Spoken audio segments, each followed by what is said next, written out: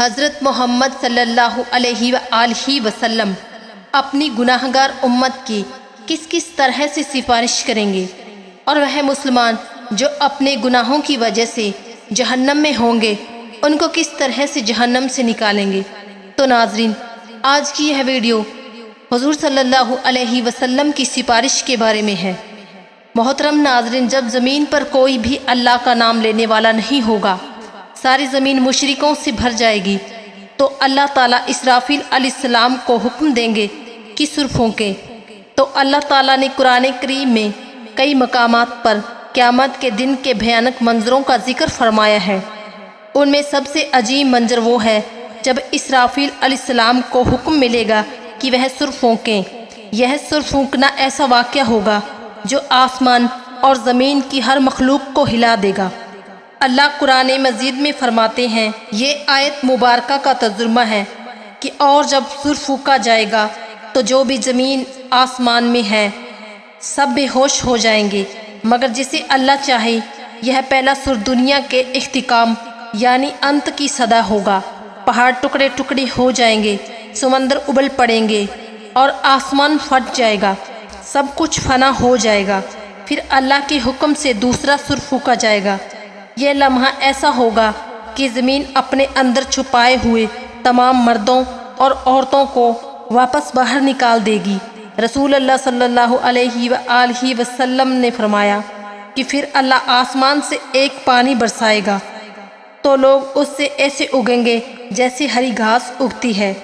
حضرت عائشہ رضی اللہ عنہا فرماتی ہیں کہ میں نے رسول اللہ کو یہ فرماتے سنا کہ لوگوں کو قیامت کے دن ننگے پاؤں بنا کپڑوں کے حشر کے میدان کی طرف لے جایا جائے گا۔ میں نے عرض کیا کہ یا رسول اللہ، مرد اور عورتیں سب اکٹھے ہوں گے تو وہ ایک دوسرے کو دیکھ پائیں گے؟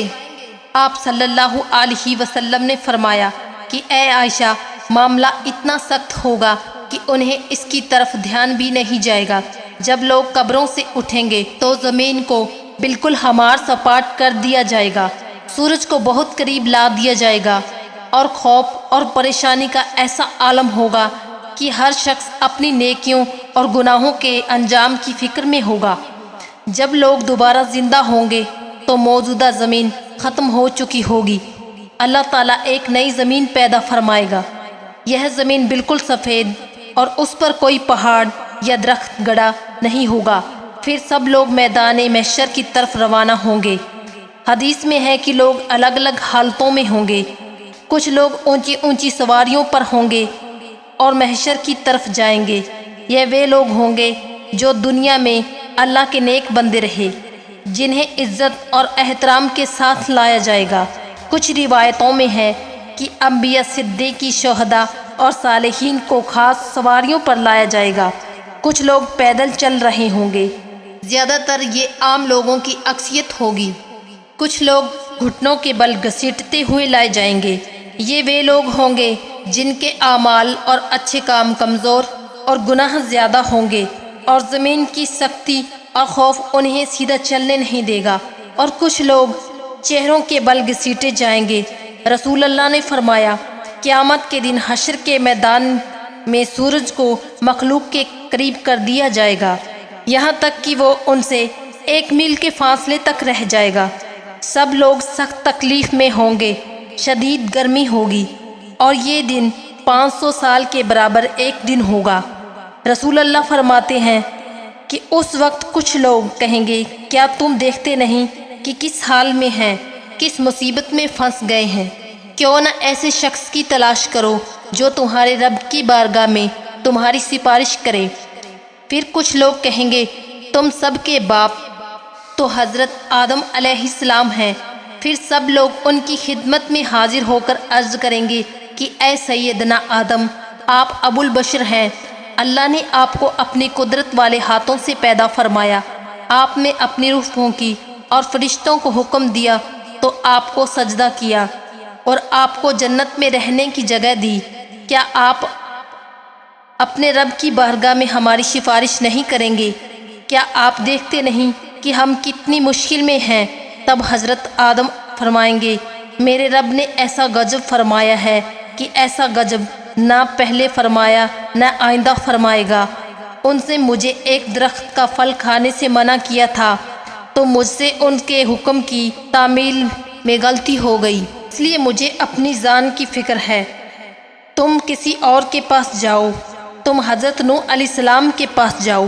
لوگ پھر حضرت نوح کے پاس حاضر ہو کر عرض کریں گے کہ اے سیدنا نوح، آپ اہل زمین کے پہلے رسول ہیں اور آپ کو اللہ نے پہلا شکر گزار بندہ رکھا، تو کیا آپ دیکھتے نہیں کہ ہم کتنی مصیبت میں ہیں؟ کیا آپ دیکھتے نہیں کہ ہم کتنی مشکل حالت میں ہیں؟ کیا آپ اپنے رب کی بارگاہ میں ہماری سفارش نہیں کریں گے؟ تو وہ فرمائیں گے میرے رب نے آج ایسا غضب فرمایا ہے، نہ پہلے کبھی ایسا فرمایا اور نہ آئندہ فرمائے گا۔ مجھے اپنی جان کی فکر ہے، مجھے اپنی حفاظت کی پرواہ ہے، اس لیے تم کسی اور نبی کے پاس جاؤ۔ پھر سب لوگ حضرت ابراہیم علیہ السلام، موسیٰ علیہ السلام اور تمام انبیاء کے پاس جائیں گے، لیکن کوئی بھی سفارش نہیں کر پائے گا، ہر کسی کو اپنی جان کی فکر ہوگی۔ جب آخر میں لوگ حضرت عیسیٰ علیہ السلام کے پاس آئیں گے تو حضرت عیسیٰ علیہ السلام فرمائیں گے حضرت محمد صلی اللہ علیہ وآلہ وسلم کے پاس جاؤ۔ حضور صلی اللہ علیہ وآلہ وسلم فرماتے ہیں لوگ میرے پاس آئیں گے اور عرض کریں گے یا محمد، آپ اللہ تعالیٰ کے رسول ہیں اور آخری پیغمبر ہیں، اور اللہ نے آپ کو پہلے اور بعد میں تمام گناہوں سے پاک رکھا ہے۔ آپ اپنے رب کی بارگاہ میں ہماری سفارش کیجیے۔ کیا آپ نہیں دیکھ رہے ہیں کہ ہم کس حالت تک پہنچ گئے ہیں؟ حضور صلی اللہ علیہ وآلہ وسلم فرماتے ہیں میں آگے بڑھوں گا اور عرش کے نیچے پہنچ کر اپنے رب کے حضور سجدہ ریز ہو جاؤں گا۔ پھر اللہ تعالیٰ مجھ پر اپنی حمد و ثنا اور حسن تعریف کے ایسے کلمات کھولے گا جو مجھ سے پہلے کسی اور نبی پر نہیں کھولے گئے تھے۔ پھر کہا جائے گا کہ اے محمد، اپنا سر اٹھائیے، سوال کیجئے، آپ کی سفارش قبول کی جائے گی، میری سفارش قبول کی جائے گی، میری سفارش قبول ہو جائے گی۔ پھر اللہ حساب کتاب شروع فرمائیں گے۔ ابن کثیر رحمۃ اللہ علیہ تفسیر میں لکھتے ہیں تم سے اللہ کی نعمتوں پر شکر کے بارے میں پوچھا جائے گا۔ اللہ تمہیں صحت، امن اور رزق جیسی نعمتیں عطا کی، تو تم نے ان کے بدلے میں کیسے اللہ کا شکر ادا کیا اور اس کی بندگی کی؟ رسول اللہ نے فرمایا قیامت کے دن بندے کے قدم اس وقت تک اللہ کے حضور سے نہیں ہٹ سکیں گے جب تک 5 باتوں کے بارے میں سوال نہ کیا جائے۔ اپنی عمر کہاں گزاری، اپنی جوانی کہاں خرچ کی، اپنے مال کو کہاں سے کمایا اور کہاں خرچ کیا، اور اپنے علم پر کتنا عمل کیا۔ یہ سوالات اس بات کی یاد دلاتے ہیں کہ دنیا میں ملی ہوئی ہر نعمت، وقت اور موقع ایک امانت ہے اور اس کا حساب اللہ کے حضور میں دینا لازمی ہے۔ اور روایتوں میں آتا ہے کہ قیامت کے دن بندے سے سب سے پہلا سوال نماز کے بارے میں ہوگا۔ جس کی نماز صحیح ہوگی وہ کامیاب ہوگا۔ جب بندوں کے اعمال کا حساب کتاب پورا ہو جائے گا تو ہر بندے کو اس کے سارے اعمال کی مشتمل ایک کتاب دی جائے گی، تو جو مومن کو عزت کے طور پر اس کا اعمال نامہ دائیں ہاتھ میں دیا جائے گا، جس سے وہ قیامت کے دن بہت خوش ہوگا اور کامیاب ہوگا۔ تو اس وقت جسے دائیں ہاتھ میں اعمال نامہ دیا جائے گا اس کا حساب بہت آسانی سے لیا جائے گا، لیکن کافر، منافق اور گمراہ لوگوں کو ان کا اعمال نامہ ان کی پیٹھ کے پیچھے سے بائیں ہاتھ میں دیا جائے گا۔ اللہ فرماتا ہے جیسے اس کا اعمال نامہ پیچھے سے دیا جائے گا وہ موت کو پکارنے لگے گا اور بھڑکتی ہوئی جہنم کی آگ میں داخل ہوگا۔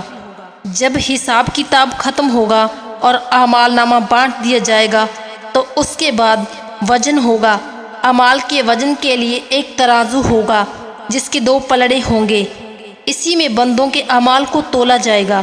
یہ ترازو اتنا عظیم ہوگا جس کا اندازہ اللہ کے سوا کوئی نہیں لگا سکتا، اور ترازو میں اچھے اخلاق سے زیادہ بھاری کوئی چیز نہیں رکھی جائے گی۔ یقیناً اللہ بد زبان اور بیہودہ باتیں کرنے والے لوگوں کو پسند نہیں کرتا۔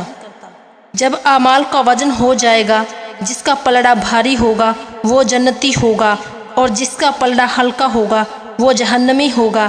اس کے بعد پل صراط کا مرحلہ آئے گا۔ ناظرین، پل صراط ایک بےحد باریک تیز دھار والا راستہ ہے جو دوزخ کے اوپر سے گزرے گا، اور قیامت کے دن ہر انسان کو اس کے اوپر سے گزرنا پڑے گا۔ حدیث میں آتا ہے یہ راستہ بال سے بھی زیادہ باریک اور تلوار سے تیز ہوگا۔ مومن اپنے اپنے ایمان اور اعمال کی روشنی کے مطابق اس سے گزریں گے، کچھ بجلی کی طرح تیزی سے، کچھ ہوا کی طرح، کچھ دوڑتے ہوئے اور کچھ گھسیٹتے ہوئے۔ جو مومن ہوں گے وہ جنت میں داخل ہوں گے، اور جو منافق اور کافر ہوں گے وہ پل صراط پر پھسل جائیں گے اور دوزخ میں گر پڑیں گے۔ نبی کریم نے فرمایا قیامت کے دن تمام انبیاء علیہ السلام کے لیے سونے کے ممبر بچھائے جائیں گے اور وہ ان پر بیٹھیں گے۔ میرا ممبر خالی ہوگا، میں اس پر نہیں بیٹھوں گا بلکہ اپنے رب کریم کے سامنے کھڑا رہوں گا، اس ڈر سے کہ کہیں ایسا نہ ہو کہ اللہ مجھے جنت میں بھیج دے اور میری امت میرے بعد بنا مدد کے رہ جائے۔ پھر میں عرض کروں گا کہ اے میرے رب، میری امت بخش دے۔ تب اللہ رب العزت پیارے آقا صلی اللہ علیہ وآلہ وسلم کی دعا بارگاہ الہی میں قبول فرمائیں گے اور امت کو بخش دیا جائے گا، اور جو امت جہنم میں ہوگی رسول اللہ ان کی رہائی کے لیے اللہ کے سامنے سجدہ ریز ہو جائیں گے۔ تب اللہ فرمائے گا کہ اپنی امت کے پاس جائیے، اور جس کے دل میں رائی کے دانے کے برابر بھی ایمان ہوگا اسے جنت میں داخل کر دیجیے۔ تب اللہ کے رسول جائیں گے اور جس کے دل میں رائی کے دانے کے برابر بھی ایمان ہوگا اسے جنت میں کروائیں گے۔ اور آخر میں دعا ہے کہ اللہ ہمیں نیک اعمال کرنے کی توفیق عطا فرمائے اور ہمیں حضرت محمد صلی اللہ علیہ وآلہ وسلم کی شفاعت نصیب فرمائے۔ آمین۔